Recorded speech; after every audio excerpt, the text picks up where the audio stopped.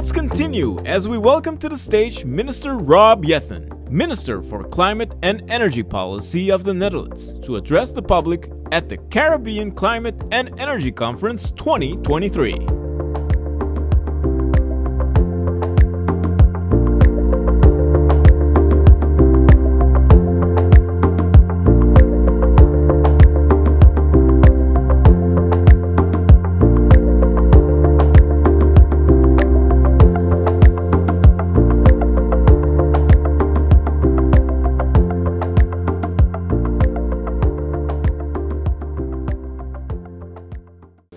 Good morning, goedemorgen allemaal.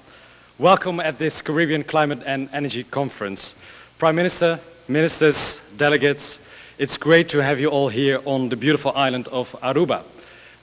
Before I start, I would like to send my best regards and wishes to Minister Karine James of Grenada. On her way to this conference, she had a little accident, and we wish her all the best luck with her recovery.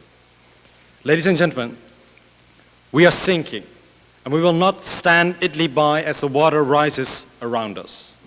That was a powerful image when Tuvalu's Foreign Minister Simon Kofe gave his speech at the UN Climate Conference in Glasgow in 2021.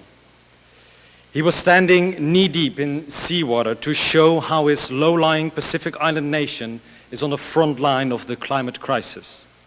And with this image in mind, I would like to welcome you to this Caribbean Climate and Energy Conference.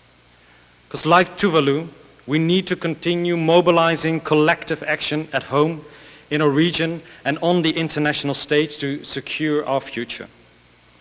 So working on climate action on, between, and with small island states. I had the privilege to already talk to some of you in Egypt last year during the COP conference. For example, a great discussion with the Minister of Jamaica about how climate change threatens to erode existing coastlines and overtake inland areas. And all of you are facing similar threats and have challenges of your own as well. And I'm delighted to welcome you here today, and I wish you all a meaningful and enjoyable conference. And before I tell you what, for me, the importance is of this conference, I would like to tell you something about my country and my kingdom. As the First Minister for Climate and Energy on behalf of the Netherlands, I feel the need to make up for lost time. The IPCC warns us that climate change is likely going to make the world sicker, hungrier, poorer, and more dangerous. And especially when I talk to young people in my country, both in Europe and here in the Caribbean, I realize that we have a duty as politicians. Because after decades of inaction, we have to find solutions to tackle climate change. And furthermore, while 70% of the Dutch population lives below sea level, the Netherlands itself is very vulnerable to sea level rise. Wind, water, and wide open spaces have shaped my country through history. And water has always been a friend and a foe. Climate change, with heavy rainfall leading to flooding that impacted thousands of people 2 years ago in the south of the Netherlands, was another wake-up call. And this will happen more often as extreme weather events become more severe over time. And some consequences are less visible, but at least even catastrophic. For example, all the flora and fauna that the Netherlands had in the year 1900, only 15% is left. The Caribbean part of our kingdom is also under threat. Extreme weather conditions, rising sea levels that affect the coastline, and acidification of the ocean threaten both the nature and the economy of our beautiful islands. And climate change poses a serious long-term threat to our kingdom, to our countries, and our people. And while this is not a competition of who is in more urgent danger of climate change, I do relate to Simon Kofe's words. Our kingdom, especially the people on these beautiful islands in the Caribbean region, can relate to your experiences as small island states. And the situation is urgent, so we need to act together. In Europe and in the Netherlands, we are stepping up efforts to be at the forefront of climate action, reducing carbon emissions and promoting climate justice internationally. And this means ensuring representation, inclusion, and protection of the rights of those most vulnerable to the effects of climate change, both at home and abroad. So solutions must promote equity, assure access to basic resources, and ensure that young people can grow up on healthy and clean environments.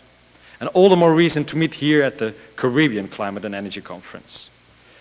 I would like to thank the government of Aruba for organizing this together with the government of the Netherlands. The aim of this conference is first of all to promote a better understanding of the particular problems small island states face in the light of climate change. Secondly, this conference aims to identify possibilities for strengthening our cooperation on further climate action. And we need each other to do this. Together, we stand strong. We achieve progress today by finding concrete possibilities for efficient Caribbean or even wider international cooperation on climate change subjects.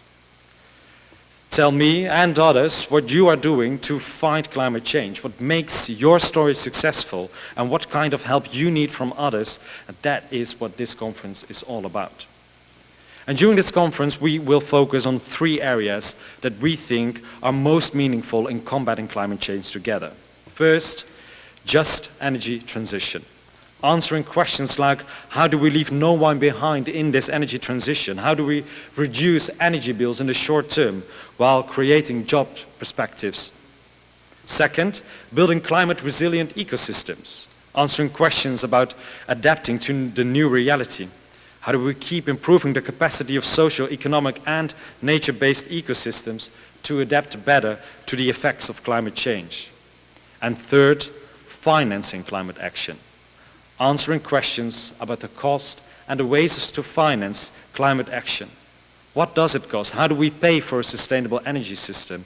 How do we build climate resilient ecosystems? How can we use national fundings, international fundings, and innovative ways of financing?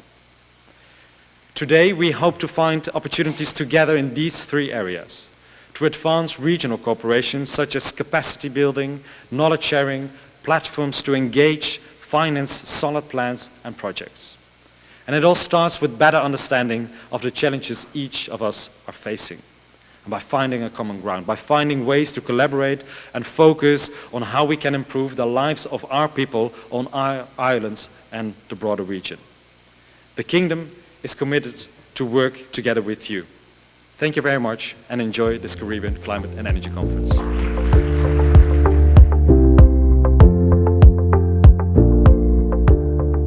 Thank you, Minister Rob Yethen.